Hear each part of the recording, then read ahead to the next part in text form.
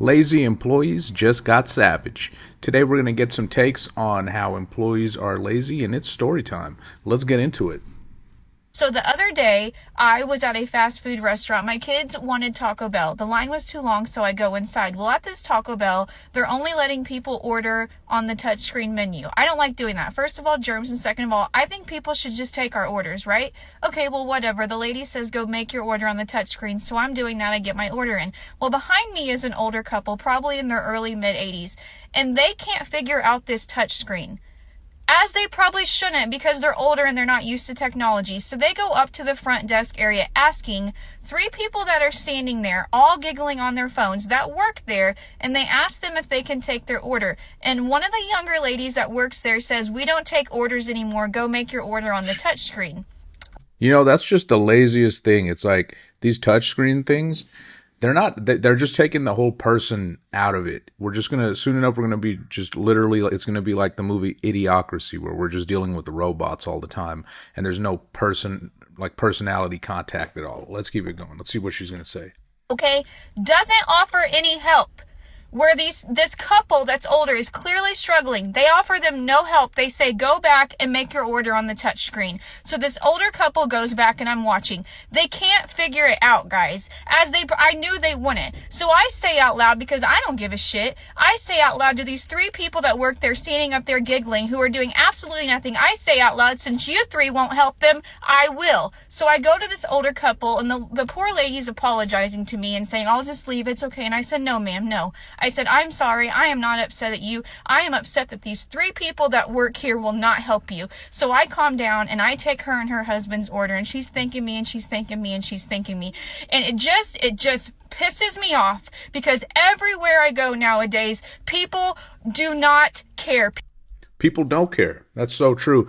Dude, even if you go to like high-end restaurants these days where you're paying like $60, $100 for a steak, a lot of the times it's just not, the service and the care is just not there anymore. And I really don't understand why that is, okay? Now that was a pretty cool story. Let's get on to the next one. The next one's going to be wild. Let's go. Why do people get jobs if you're not going to fucking work it? The issue is, so I'm on my 30-minute lunch break right now. I had to take my lunch break short, and I'm going to have to cut it short because I have this older lady that is on my area. I'm on self-checkout, and she's on a regular cashier. So when I go on lunch, she's supposed to log off of her register and come cover self-checkout. She did not want to do that. She just kept standing in her area. I'm like, hey, I've got to go, because you leave at 7.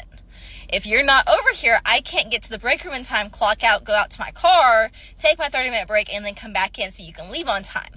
That's the other thing too. So if you're W-2 and you know your breaks are sacred, your 15-minute break, your half-hour lunch, all of that, to me that's a sacred time. That's your time. And when your fellow employees and coworkers don't care. They don't care, like, you know, they don't care about the customers. Okay, I can almost understand that because they're random people. I still don't agree with it, but I can understand it. But these are people you work with day in, day out, and you can't hook them up so they can take their break. You know when you're working, you want your break, right? All right, let's see what else she's got to say. Oh, but she can't stay longer than 7, so I have to make sure I'm back in there by 7. Which is, I don't mind her having to leave at 7, but if you want to leave at 7, make sure I take my break on time. Don't delay me taking my break because you're chit-chatting with other coworkers about what you're doing or all this other stuff. I don't care what you're doing. I don't care what you're doing this weekend. I don't care what you're doing next week. If it is my time to go, let me go. You know, most people, like, dude, they're not about anything. They just want to talk and yap about the most mundane things, the most boring things, and they're inconsiderate of other people's time. So yeah, I get it. You got to be off at 7. Cool. All right. Just make sure your coworkers' breaks are on time, because that's the right thing to do. It's not their problem that you have to leave at 7 and you decided to use up all their time. So now that they can't even take their own break. Unacceptable. All right. The next one. Let's see what the next one is. It's going to be wild. Everybody has a lazy coworker, but they're not always easy to spot. Here are 3 signs that your coworker is lazy. The first type of coworker is the friendly ghost. This person is clever at finding ways not to do their work and always getting someone else to do it for them. If it's unilateral project work, They always say they don't understand something about it and they need help and guidance. And then they'll bring someone in and that person will show them by actually doing the project for them while they sit back and watch. And before you know it, the coworker has done the project for them and it's just time to submit it.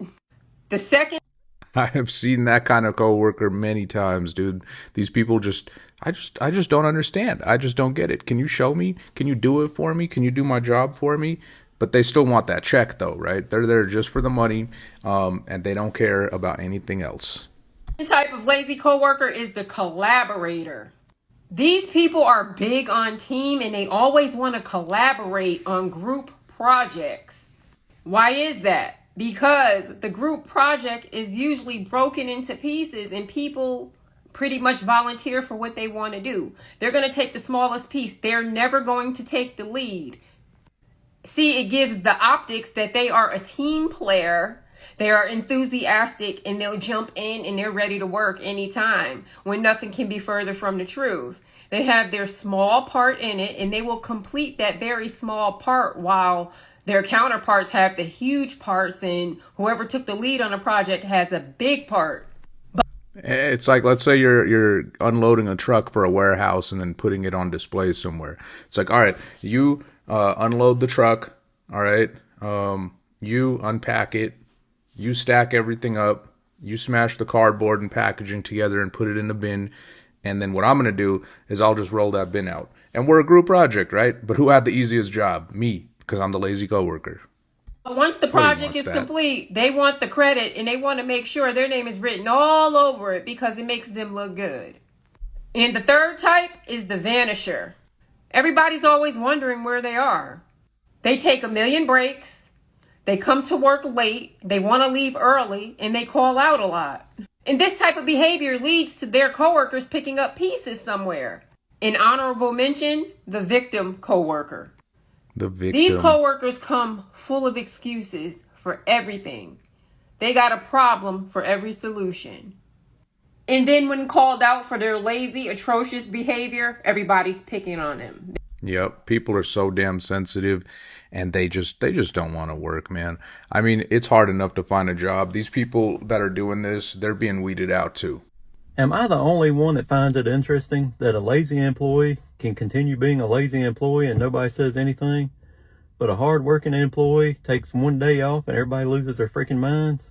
And of course, that's because the lazy employee nobody cares about because they don't do anything anyway. So they're kind of hidden.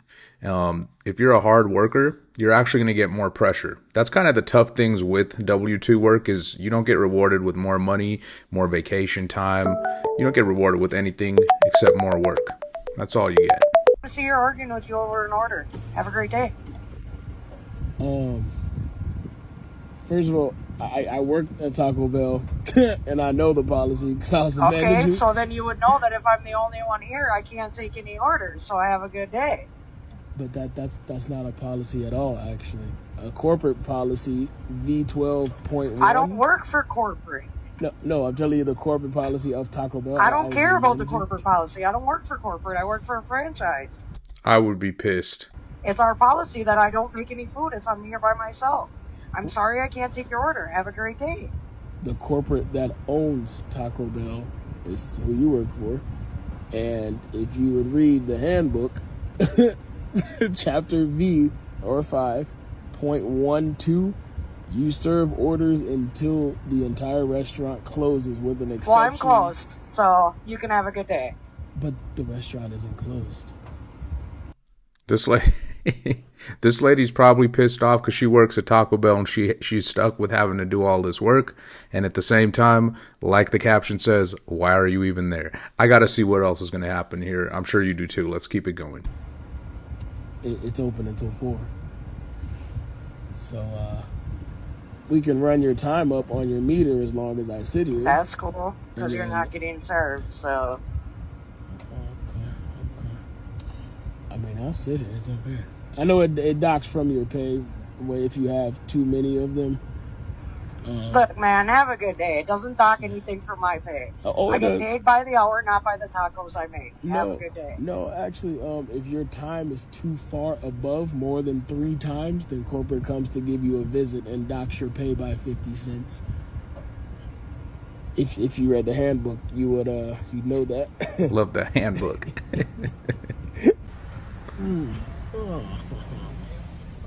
Wait, so he is getting served? Oh, the lady in front of him got served.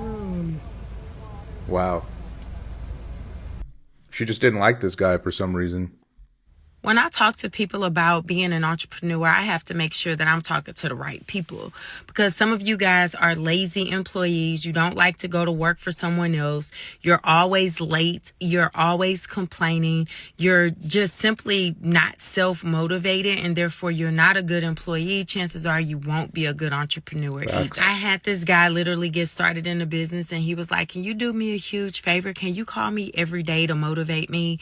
Y'all, I swear, I told this man to go ahead and email the company, request to cancel his business so they could give him his money back, because I was not going to be somebody that was calling and waking him up every day and motivating him to be successful in his business. You know, and a lot of people say going to school is a waste of time, like a college degree, which for most degrees I do agree with. The benefit of college degrees is they do teach you to do your thing. You've got to do what you need to do, or else you're not going to pass.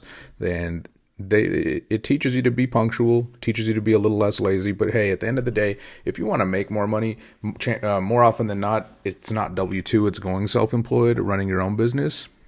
It's just not going to work out for you if you're lazy. You can't be on time, can't motivate yourself. Nobody's going to do it for you. Nobody's going to be there to save you. It's all on you.